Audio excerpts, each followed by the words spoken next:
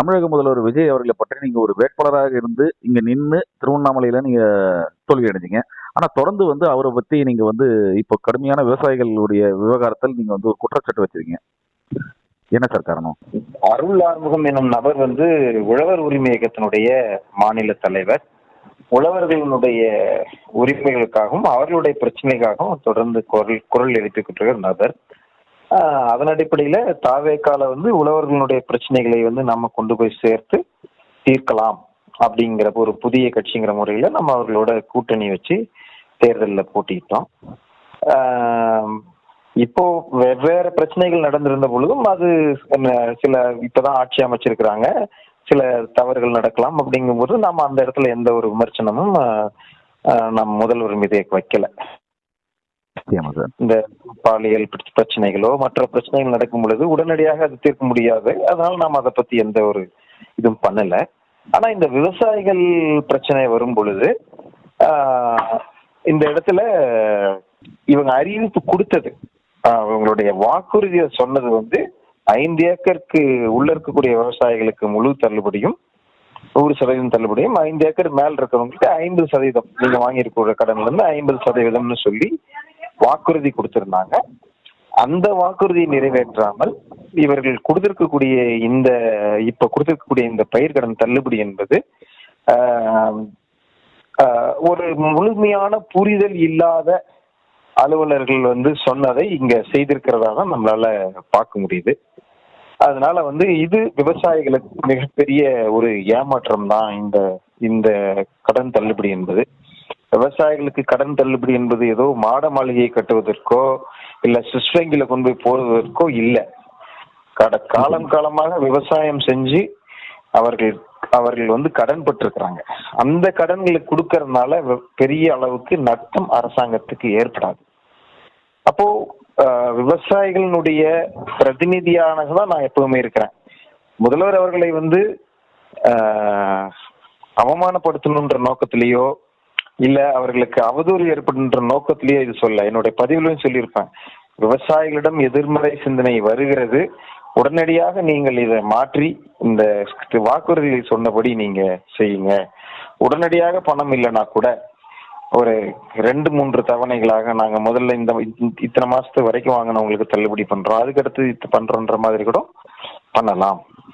அந்த நோக்கத்துல தான் இதுல நாம முன் வச்சிருக்கோம். அதாவது நம்மளுடைய விவசாயிகளுடைய குரலாக அங்க சொல்லியிருக்கோமே தவிர முதல்வர் அவர்களை விமர்சிக்கணுங்கிற நோக்கத்துல இந்த பதிவு அல்ல சார். தொடர்ந்து பாத்தீங்கன்னா இப்ப தமிழ்நாட்டில் அதிமுகவில் இருந்த எம்எல்ஏக்கள் தொடர்ந்து 4 பேர் இப்போ சென்றிருக்காங்க, ராஜினாமாவும் செஞ்சிருக்காங்க.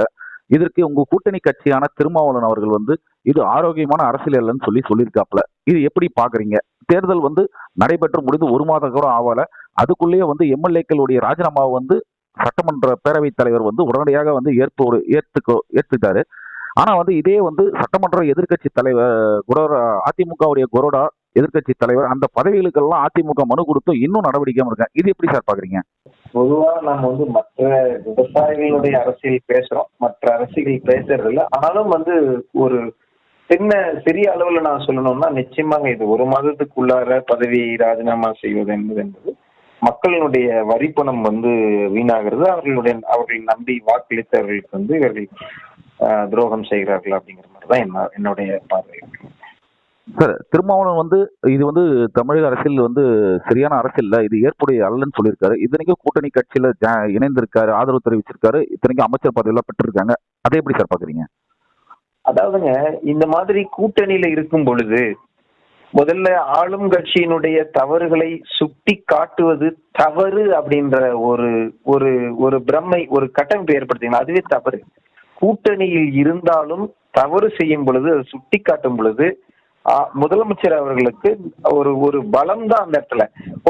நம்மள கூட்டணி கட்சிகளே இந்த இடத்துல விமர்சிக்கும் பொழுது இதை நாம சரி செஞ்சு போனோம் அப்படிங்கிற முறையில சரி செஞ்சு போறதுக்கு இது ஆளும் அரசுக்கு ஒரு ஊக்கப்படுத்துவதாதான் இதை பார்க்கணும். அவர்கள் சொல்றாருன்னா அவர் ஒரு கட்சியினுடைய தலைவர், அவர் யாருக்காக அவர் நிக்கிறாரோ அந்த மக்களினுடைய பிரதிநிதியாக அவர் நிக்கிறாரு. அதனால அவரும் சொல்லக்கூடாதுன்னு ஒண்ணும் கிடையாது, சொல்லலாம். அனைத்து கூட்டணி கட்சியில் இருப்பவர்களும் விமர்சனங்கள் வரும் பொழுது அந்த விமர்சனங்களை ஆரோக்கியமான முறையில் எடுத்து சொல்வதில் தவறில்லை. சார், அதே போன்று பார்த்தா பல்வேறு குற்றச்சாட்டுகள் இந்த ஒரு மாத காலங்களில் பார்த்தா முதலமைச்சர் அவர்கள் வந்து இந்த ஒரு பத்திரிகையாளர் சந்திப்பு நடத்தல. இது வரைக்கும் ஒரு பத்திரிகையாளர் சந்திப்பு நடைபெறல. அது மட்டும் இல்லாம